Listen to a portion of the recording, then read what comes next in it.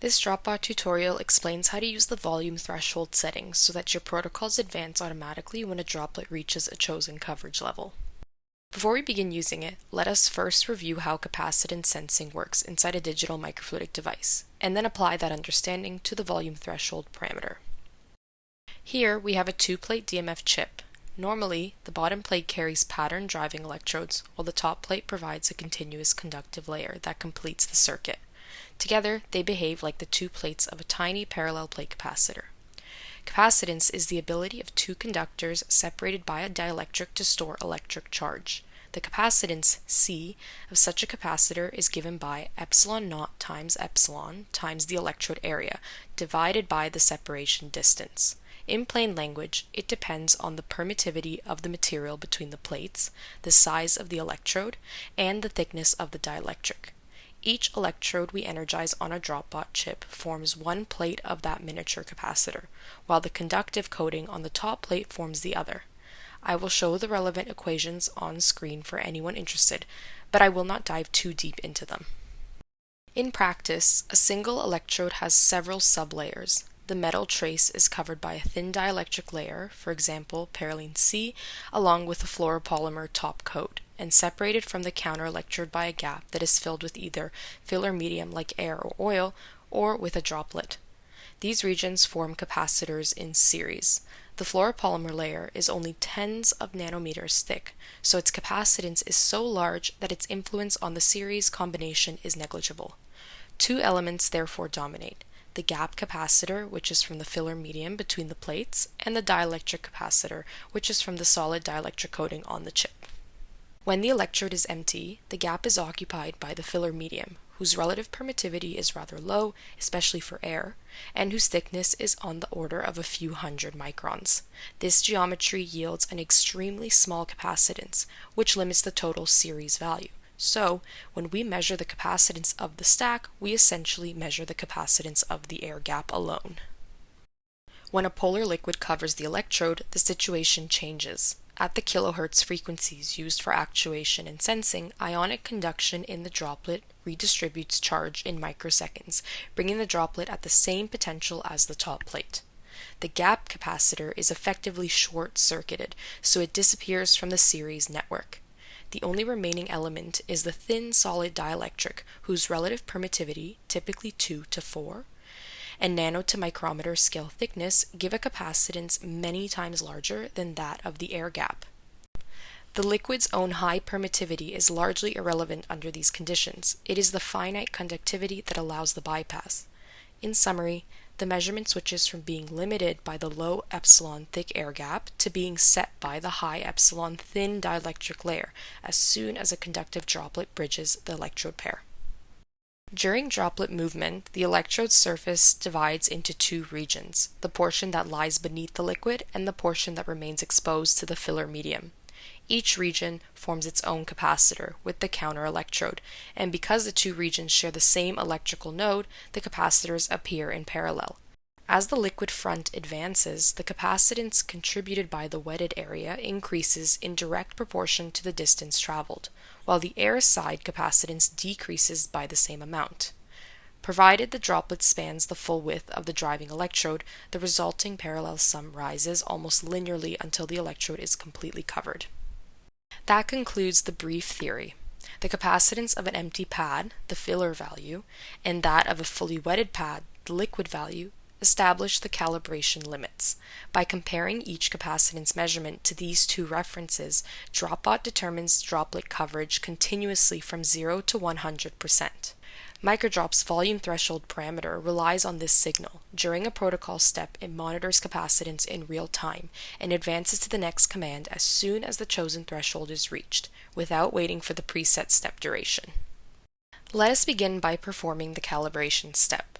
I will first turn on the camera view in the DMF device user interface window so we can see the droplet I have loaded in Reservoir 93. For more information on setting up the camera feed in MicroDrop, please have a look at our camera setup tutorial linked below. To measure the capacitance of an empty electrode, begin by actuating a single unit electrode, for example, electrode 103, while ensuring all other electrodes remain off. Right-click on the actuated electrode to open the context menu, then select Measure Filler Capacitance. Although the user interface does not display confirmation, you can verify that the measurement has been successfully performed and stored by checking the console output. This process effectively captures the baseline capacitance value of an electrode exposed to air. Next, measure the capacitance of the same electrode when fully covered by a liquid droplet. Activate real-time mode and position a sufficiently large droplet over electrode 103. It is essential that the droplet completely covers the electrode's surface. To assist with this, actuate surrounding electrodes to stretch the droplet across the entire area. Once coverage is confirmed, right-click on the electrode again to open the context menu and select Measure Liquid Capacitance. As before, verify the measurement via the console.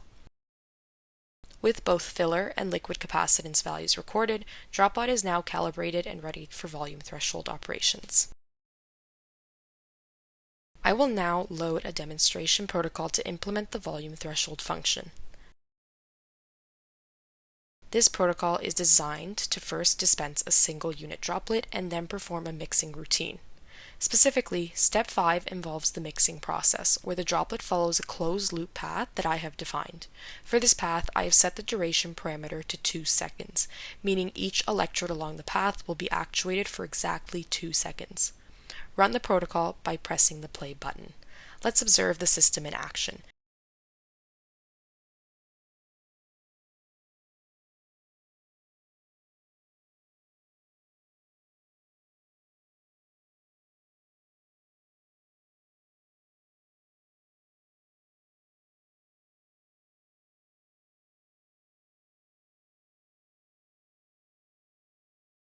Pay attention to the speed at which it transitions between steps.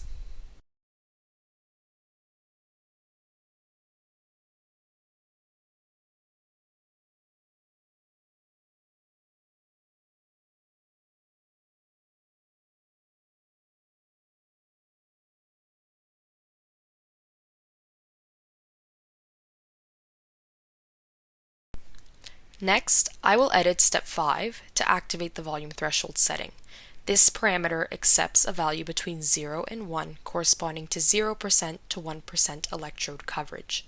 Since we have already calibrated both the filler and liquid capacitance values, MicroDrop can now calculate droplet coverage in real time. I will enter a value of 0.8, indicating that the droplet must cover at least 80% of the electrode surface before the software proceeds to the next pad. I will keep the duration set to 2 seconds. If the droplet fails to reach the 80% coverage threshold within that time window, MicroDrop will display an error message.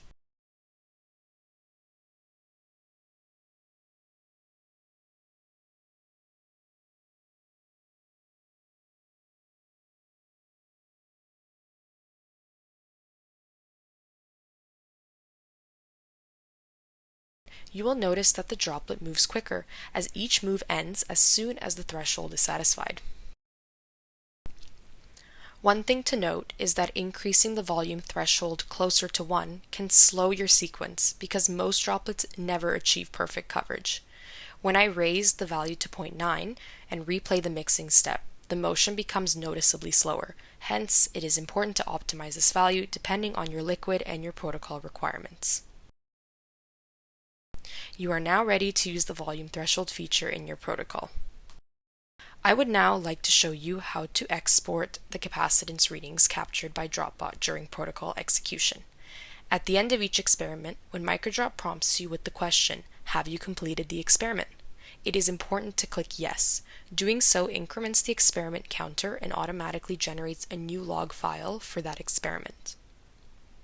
One particular useful feature in MicroDrop is its ability to record capacitance readings into a compressed CSV file for each experiment. By consistently clicking Yes after completing an experiment, you ensure that each set of measurements is saved under a new experiment number, keeping your data organized and easier to process. To retrieve the recorded data, navigate to the folder corresponding to the device you are using. In this example, it is the Sci-Bots 90-pin array device. Then open the logs directory and select the folder for the specific experiment number. For this demonstration, that is experiment 150. Inside the DropBot plugin subfolder, you will find a file named data.csv.gz. Double-click the file to decompress and open it. It will reveal the data.csv file. When you open the CSV file, you will find several columns containing detailed measurement data. Timestamp UTC. This is the exact time each capacitance reading was taken in UTC format. Capacitance. This is the live capacitance reading at that time. Step. This indicates which protocol step was active when the measurement occurred. N samples. This shows the number of samples averaged for each reading, typically 50. VA. This reports the actuation voltage at the time of measurement. Actuated channels. This is a list of the electrode or electrodes that were energized. And electrode area. This provides the total actuated electrode area in square millimeters. This value may not be accurate as it is estimated from the SVG device file. By following these steps, you can easily access, review, and analyze capacitance data from your DropBot experiments.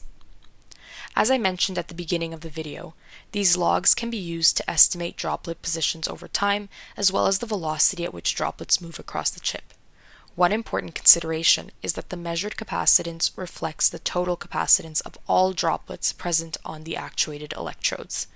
If multiple droplets are moving during the same protocol step, it will not be possible to distinguish which droplet is contributing to the measured capacitance value. Therefore, if accurate droplet velocity estimation is important for your experiment, make sure to move only one droplet at a time per step. Thank you for watching this tutorial. If you found this helpful, be sure to like and subscribe for more DropBot tips and tricks.